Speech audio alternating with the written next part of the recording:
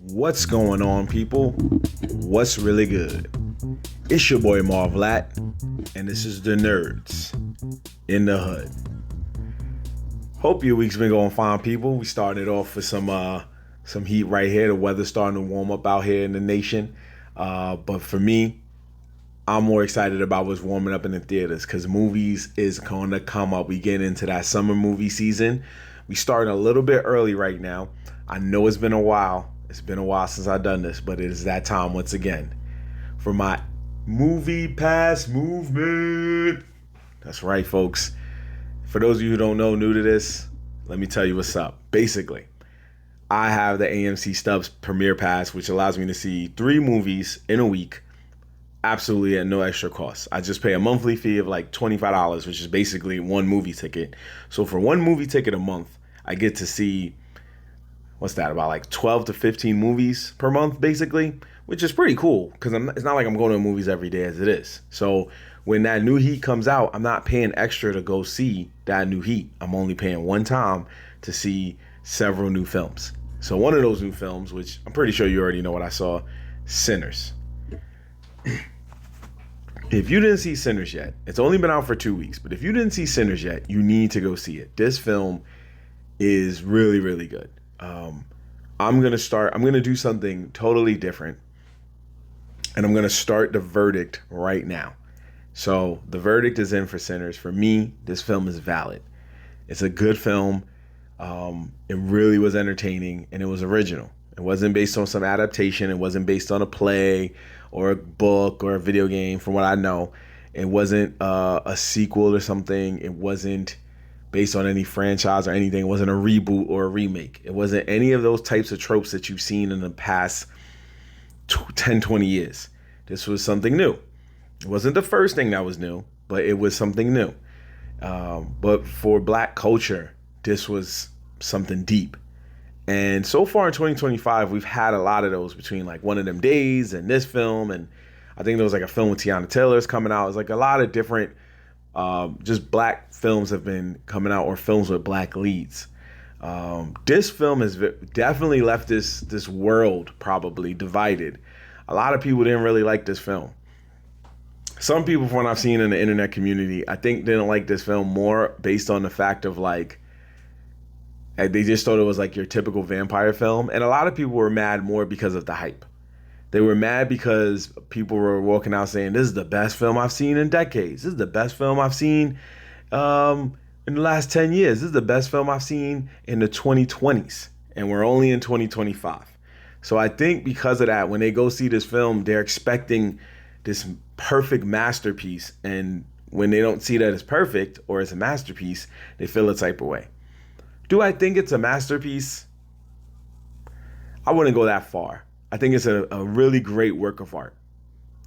And for what it's worth, just throwing this out there, Ryan Coogler and Michael B. Jordan are basically, to me, and a friend said this to me earlier this morning. I didn't even realize it. I think it was my boy Lando. Shout out to him. Or it was my boy Jared. One of the two. Anyway, they said this to me earlier this morning. I was talking with them about the film because they saw it. And they said it's almost as if it's like this generation's Spike and Denzel.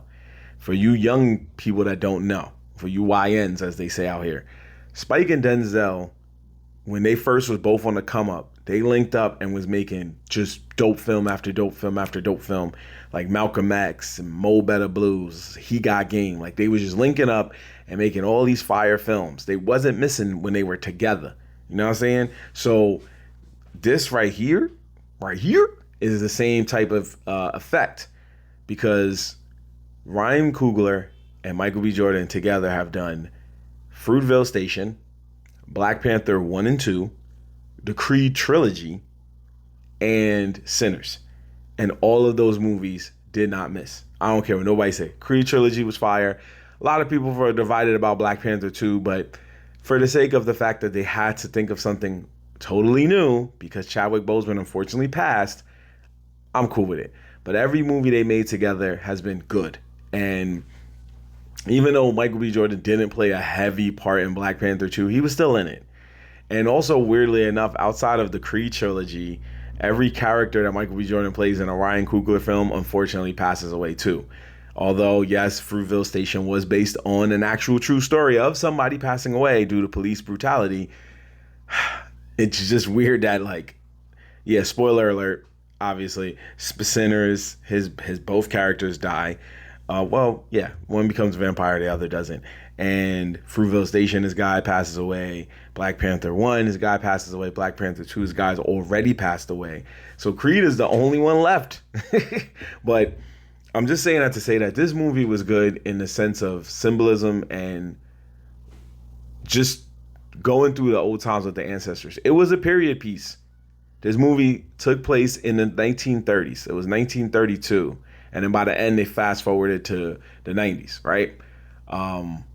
And also by the end, I didn't even notice this was a quick cameo by legendary musician Buddy Guy, which if you know who he is, then you know, you know.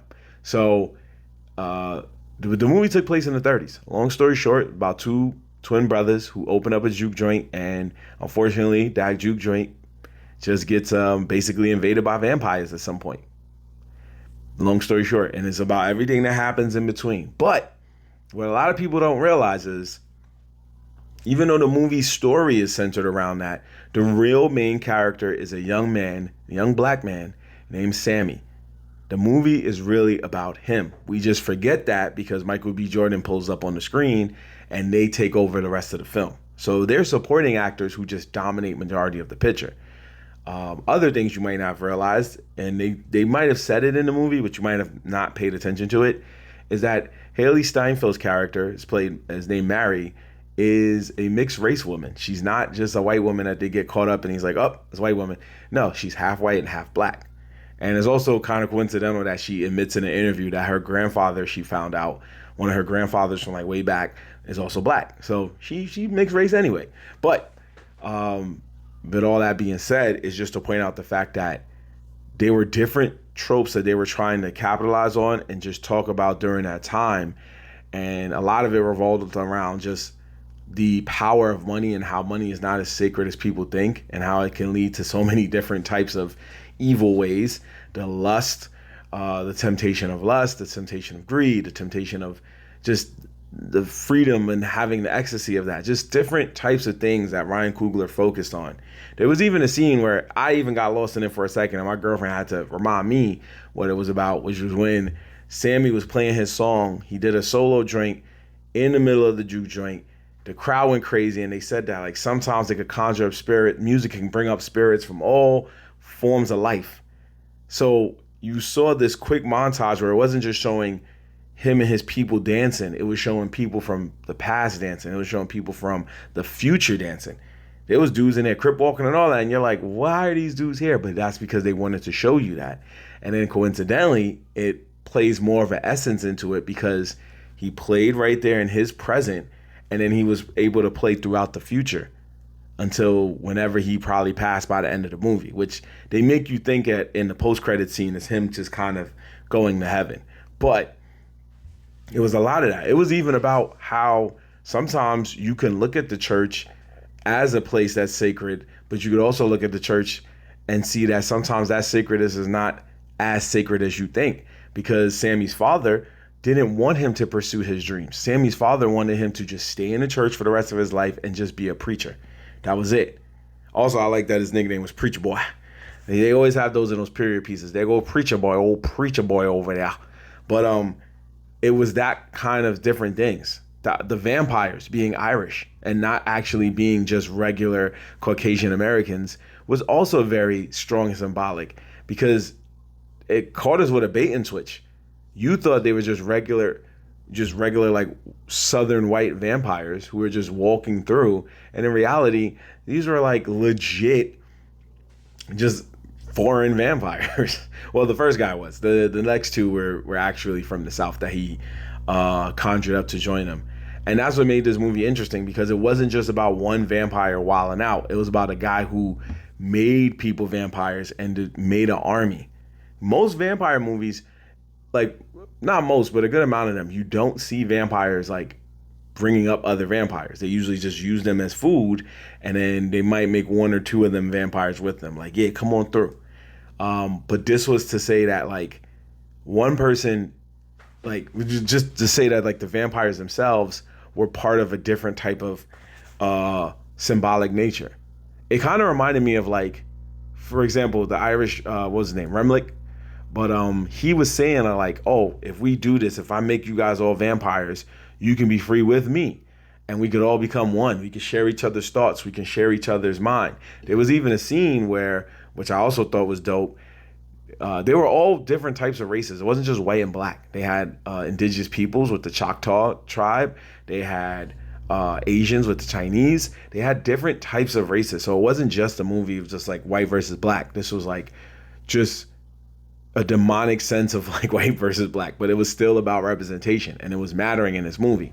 But there was a scene where the Chinese couple, her husband got turned into a vampire, right? The lady's husband got turned into a vampire. She was pissed, obviously, which ended up making her make one of the dumbest mistakes in horror movie history, which is basically accepting the bait of the horror antagonist in question. And when he was talking to the husband, he started talking in Chinese. And he was like, I know everything about you. I know where you like it. I know your sex position, all that stuff, right? And now that got her caught in the bait. Now she was like, yeah, come on in, you mother effers, whatever, right? So what made that interesting was that was his way of saying, like, this is how we become one. But it was also symbolic because it reminded me of how, like, and I know this is controversial to say it, but I'm going to say it. We sometimes be like, oh, Black Lives Matter, right? And then what do other people say? Well, all lives matter, don't you think? Because they don't want it to be about just they don't want it to be separate. They want everything to be equal. They don't want to focus on that individuality. They want you to focus on we are all one. So that vampire was not looking at it like, oh, we got black vampires, we got Chinese vampires, we got this half and half vampire. No, it was like all y'all vampires. That's it. Everybody vampire. It ain't no race. We all vampires. But it was that kind of sense that's why Sammy's music was inspired to try to change that, because the music was supposed to bring everybody together in a different way. Everybody can still be who they wanted to be. That's why when they showed you the juke joint party, there was the Chinese music playing, and there was like Oakland music from the future playing, and different types of music playing, because they wanted you to know that it's not just one thing. But then once the vampire took hold of his army, he started river dancing, and all of them knew how to river dance magically and all that other stuff. So I thought all of that was really smart. It wasn't a vampire movie. It was really a cultural piece. It was a cultural piece. Just they used the vampires as a way to explain, like, this is how you do it. And I got to give Kugler props for that. He did that with boxing. He did that with superheroes. And he's doing that with vampires. He's making you think outside the box. He's not just having you sit there and go, huh. But a lot of people walked out going, this is one of the worst vampire movies I've ever seen. I ain't trying to see no vampires with a message. This is one of the best vampire movies I've ever seen. One. Two, you outside of Blade, how many times you saw black people fighting vampires, right? It was like Blade, Vampire in Brooklyn, Blackula. Blade, by default, is like one of the best vampire movies with a black lead. Vampire in Brooklyn was cool, and Blackula was Blackula. But this is something different. And everything was there. Even at the end, when you realize that, like, there was a lot of cliffhangers, which led to one really cool mid-credit scene where Michael B. Jordan's character, one of his characters, because he played twin brothers, one of his characters, which was, I believe, who was the one that got caught up? It was Stack. Stack pulled up in the 90s, realizing that he was never free. He was still a vampire, and he was still caught up. And he realized that. And Sammy had to tell him, yo, you know, before everything went down, that was one of the best nights of my life. And he had to admit it was also mine, because that was the last time I got to see the sun. That was the last time I was with my brother. That was the last time I got to feel anything. And because he went through, and let's be real, it was a stereotypical lust that they always say in a joke, oh, you black guys, you falling for them white girls. It's a messed up joke, but it's real. He fell into that, became a vampire, and now him and her were just tied at the hip. And for those of you who might think, oh, that was racist, but that was where the story was going. Remember, he kept trying to push her off the whole time. He kept trying to push her off. He said, get away from me. You don't need to be here. We not together. You're not my girl. Go that way. And by the time she became a vampire, what did she do? She seduced him and seduced him and seduced him and showed him money, which is what he loved. Got him. That was it. Also, it also proved Stack was a freak. If you saw the movie, because he saw that she was drooling, and that part was wilding. She was like, "Yo, you drooling?" She goes, "Oh snap, I am. You want some?" And he was like, "Hell yeah!" Hey, listen.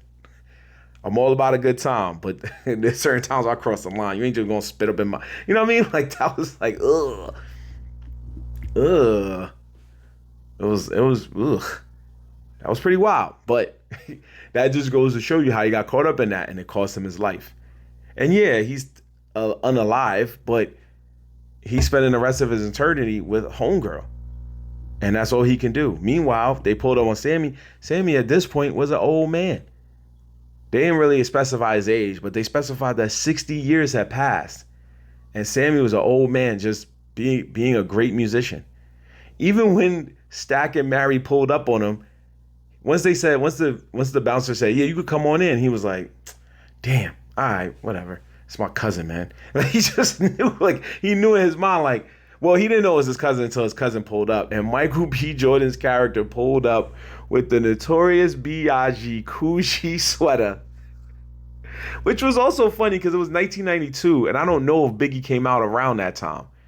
Only thing that was hot, only person that was wearing Coogees like that was like Bill Cosby. I mean, LL, I think, but I don't know if Biggie. I don't think Biggie was like even a whole thing at that time. But it is what it is. Anyway, he pulled up with the Coogee on and gave Sammy one last offer, like, "Yo, you want to be a vampire with the rest of us?" And he was like, "Nah, I'm good, man. I seen everything I need to see."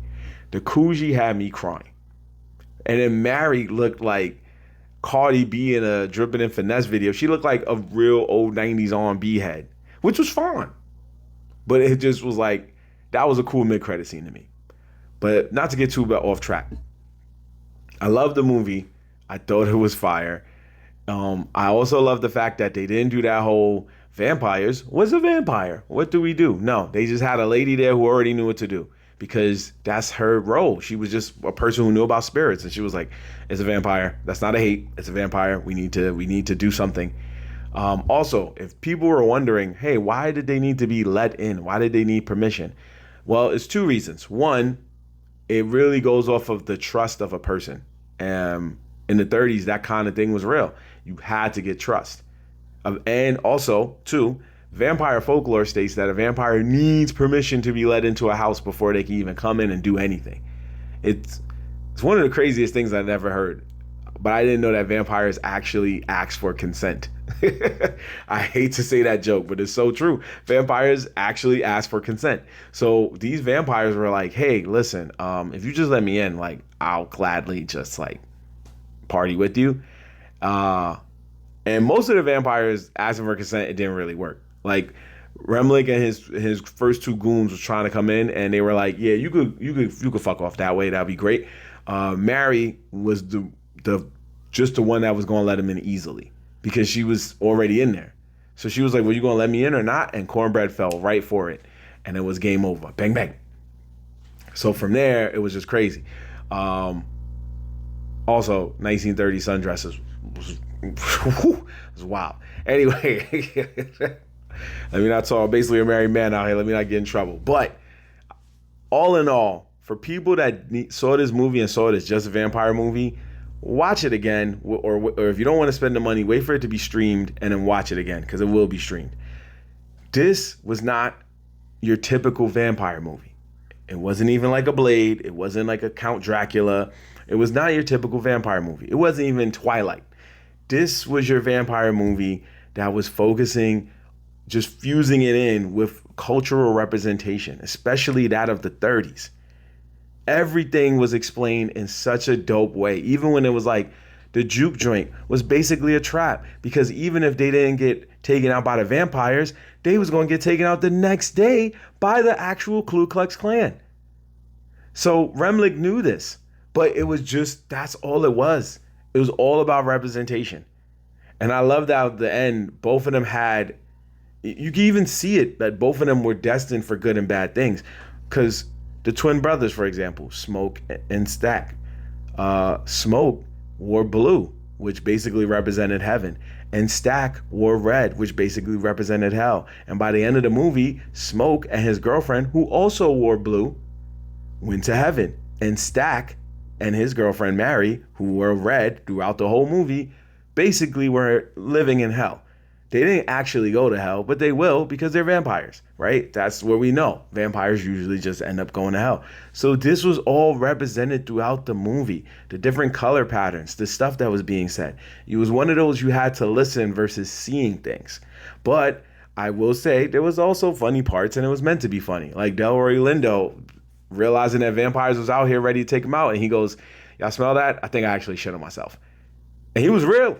And again, Delroy Lindo, man, you are a legend, man. I don't know why they didn't give you the accolades and awards you give, but I always respected you for pressing those news reporters and say, go ahead and say the N-word. I'm right here. I'm right here. So let's talk about this movie. What did you like about it? What did you not like about it? Favorite characters, least favorite characters, whatever the case may be. I know some people's going to come at me in the comments and go, this movie was trash. Fine. I'm ready. I'm ready for the smoke. No pun intended. But I thought it was a good movie. Michael B. Jordan playing twins was not what I was expecting. It was not on my 2025 bingo card, but it was still cool. And again, Ryan Coogler, Michael B. Jordan, don't miss. I know this was more of a Ryan Coogler joint, and it was just a Michael B. Jordan starring in, but they still don't miss. They are this generation's Spike and Denzel. And I'm here all for it. But write in the comments. Let me know what you think. Follow on social media on the link tree below. Let's talk about it. Let's have a conversation. Give me everything. Even if I'm wrong, I'll be wrong. But talk to me in the comments. I want to see what you people have to say. Anyway, it's your boy Marv signing off. Till next time, y'all. Peace. This little light of mine, I'm gonna let it shine. Ooh.